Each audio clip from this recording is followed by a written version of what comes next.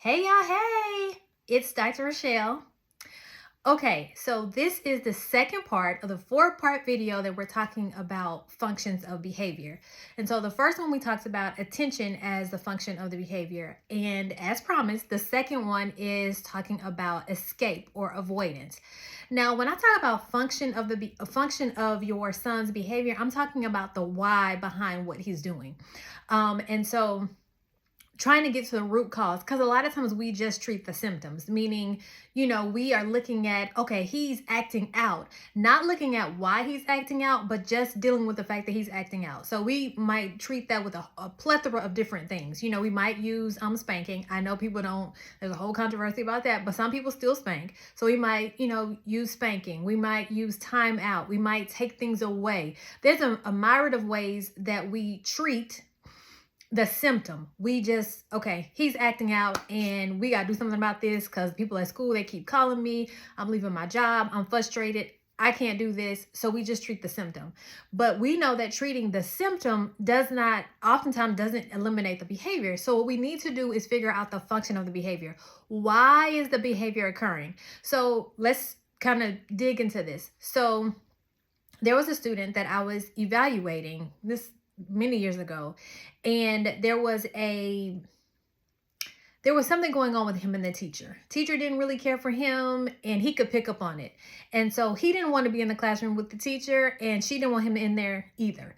So he would do things to act up to get out of the classroom to go with another teacher that nurtured him and showered him with love. And so one of the things that kids will do is engage in behaviors to avoid something. So for him, he didn't want to be in that classroom, so he would act up to avoid being in that teacher's classroom. If we peel back the layers, and one of the reasons why I know kind of what was happening was because when you're doing an evaluation, you're asking lots of questions, you're, making observations. You can tell when things are off in a space. Well, at least I can, so maybe that's a gift.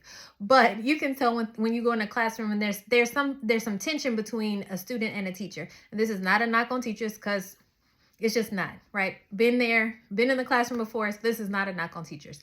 But there sometimes is a tension that you can feel in the room. Anyway, so when you are, trying to figure out why your son is acting out, look at the root cause of the behavior. What is like, peel back the layers. What is underneath that? And so in this particular case, there was some issue with the teacher. And so, the student needed to be removed from that classroom. And because he didn't have those behaviors when he was with the other teacher in another classroom. Now, granted, I'm not saying that he was 100% best behaved child, but those escalating behaviors that were causing all the madness, the mom was getting called all the time and she had to come up there, those behaviors didn't happen with the other teacher. So one of the ways that, we were able to fix that was to remove him from the classroom. That's just one example. Another example could be that a child is struggling academically. So maybe they're not catching on to concepts, so they're avoiding the work, right? They're doing anything that they can to avoid it. And so avoiding of the work might look like acting up. They might be disrupting the classroom. They might be creating noises. I mean, they could be doing a whole myriad of things to avoid doing the work. And so you have to peel back the layers and figure out, oh, you know what? The reason why this kid is doing what he's doing, the reason why he's avoiding the work and creating these distractions is because he doesn't understand the work. And so we have to look at the function of the behavior and not just treat the symptoms, because the behavior you can't treat, you only are treating the symptoms. And so when you only treat the symptoms, the behavior usually doesn't leave, right? It might decrease for a minute, but then it's probably more than likely it will spike back up. And so it's important that we know the functions of the behavior. And so you say, well, how do I determine the function of the behavior? Well, you call me. So I will leave my information in the comment box down below. And so if you are having a child, if you're frustrated at your wits end and trying to figure it out, and you just are like, I don't know why, I need some help, contact me so I can help you. We can talk about the function of the behavior. We can peel back the layers and get to it, and so that we can really and truly address the root cause of the behavior, and we can put some interventions in place so that your son, and I say son because I work with moms raising sons, uh if your son is having issues, we can get down to the root cause and we can peel back those layers. We can put in some interventions. Now, I do want to say this.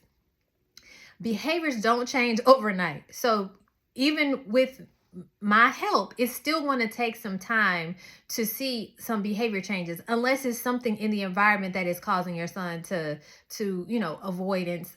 This is one of the reasons also why I do not like suspension, because what tends to happen is a kid, acts up, then the teacher says, go to the front office, and the child gets suspended.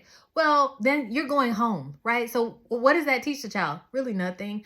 But also they're like, oh, if I act up, then I can avoid all of this and I can be at home. And so they tend to act up more so that they can get sent home, so that they don't have to do the work, or they don't have to deal with other people. Whatever the thing is, there is avoidance, right? So it just feeds into that.